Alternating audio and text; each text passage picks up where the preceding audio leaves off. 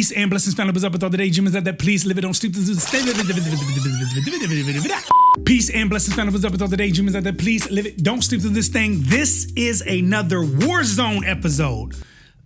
Let's get on the battlefield. Let's do this. Let go.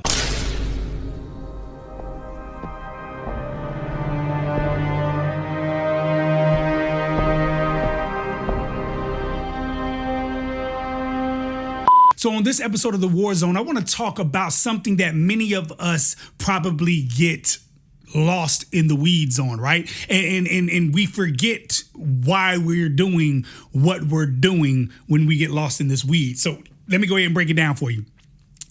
I think we forget that there is a distinct difference between the youth group and the program versus the ministry to the youth. The youth group program or the youth ministry program is the dates, the times, the locations, the lesson plans, the activities, the games, the outings. These are the things that are on the calendar set in function of what we are going to do as a collective throughout the year.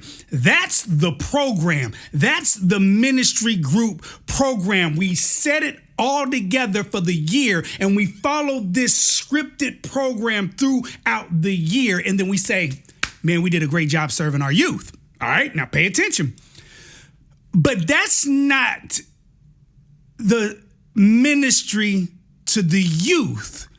I know you're kind of confused right now because you're so used to the program being the sole reason, the sole conduit, the sole means by which we minister to people, and we get lost right there, that we forget to actually minister to our youth. And this is the best example I can give you because I know that I'm guilty of it, and I have been trying to do better about this. Let me explain it like this. Not every teen at your congregation is a part of the youth group.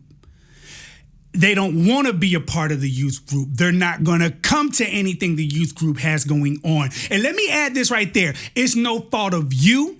It's not the youth group itself that is pushing that individual away. It's not about them that they don't want to be there. That's just where that teen is in their life right now. They don't want to be a part of your little group. They don't. They really, truly don't. They don't care to be a part of it. Now, hear what I'm about to say. Because we're so invested in the program, that teen, be it middle school, be it high school, that teen who never comes to anything in the program doesn't get ministered to by you or by me. They get lost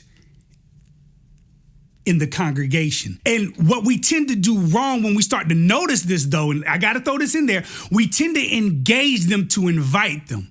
We engage them, talk with them, and then it's like a sales pitch. We're like, hey, how you doing? What's your name? What grade you in? What school you go to? What's your favorite subject? And all the little other things that we love to say to them, right? And then next thing you know, why ain't you really coming to any of the programs, any of the small group, any of the Bible studies, any of the outings, any of the events? How come we don't ever see you? So what we've done is we've engaged this teen, we have engaged this high schooler, this middle schooler, only as a means not to get to know them, but to add them as a number to the list of the ever-growing number of teens that we want inside our youth program, so we can report increasing numbers to the youth, to the church leadership, in the effect that we look like we're doing our job and we're doing it excellent, right?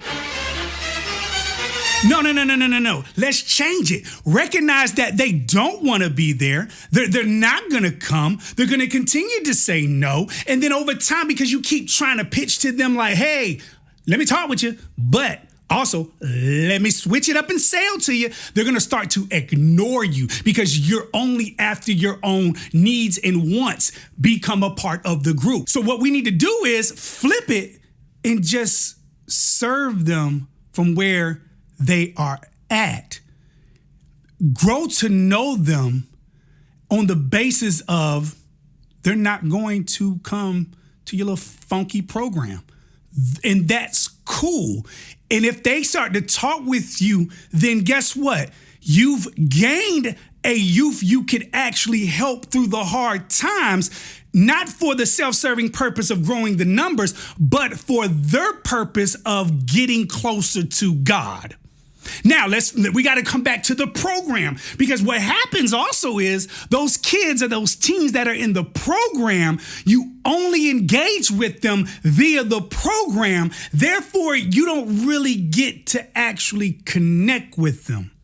Now, there's going to be a few that's going to take a liking to you. They're going to be like, hey, they're going to be like a moth to a flame, man, and they're going to be right there with you every step of the way. And that's beautiful. But because you're so fixated, focused, and pinpoint on the program, even the teens that come to it consistently and always, you don't really engage with on a level beyond the scope of checking them off as being present here. They did the activity. They listened to the lessons. We high-fived each other and ate snacks, and we sent them on their merry way. We got to understand that the program is there for the structure of things to do. The ministry is there to aid, help, and guide them through the deepest, darkest crevices of their life, and even celebrate them and cheer and applaud them when they are in victory mode. That's the ministry. It is a service, meaning to wait tables. We are serving our kids, our teens, our high schoolers, our middle schoolers. So guess what we do? We got to get into the habit of walking up to them and saying, what do you need me to do? How can I serve you today? What are your needs? What are you lacking? What are you overflowing in? What is it that you need help with? I am here. And then don't get mad because they don't call you. Nah, I'm just being real. Don't get mad because you're not the first person on the list that they get in contact with when they got something going on. But be thankful that they are in the habit of reaching out to someone for help. So again, the program part is dates, times, locations, what we're doing, all the different little things that's going on, the time that we end, high five and go home. The ministry part is when you sit down, relax, and kick your feet up, and all of a sudden your phone rings and you got to get right back up, hit the ground running. Why? Because there is a table that is in need of service. The glass water is empty. You got to fill it up.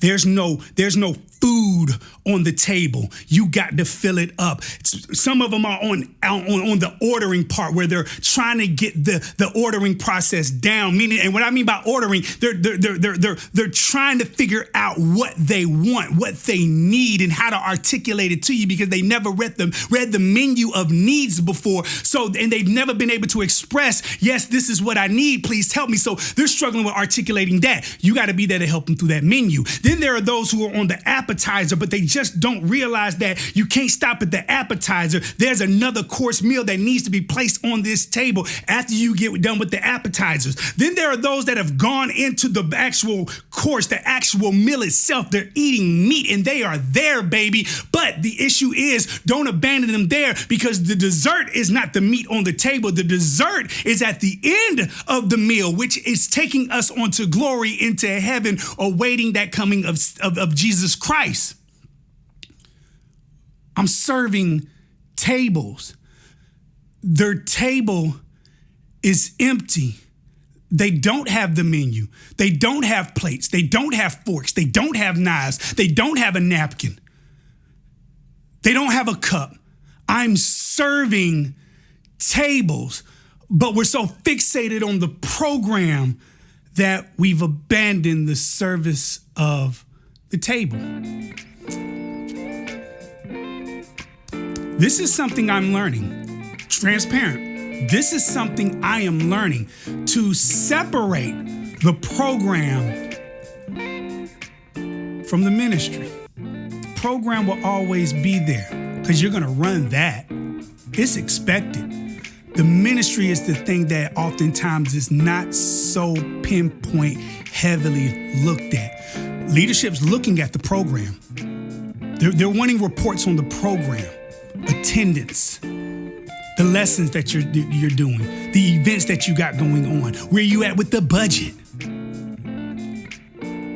And we lose sight and focus of the ministry. I hope this encouraged you guys, man. Much love and respect. This is the War Zone. Now you see why I call it the War Zone. Much love and respect. Y'all be safe out there, man. This your boy Sleep. I'm sweating under these lights. Peace.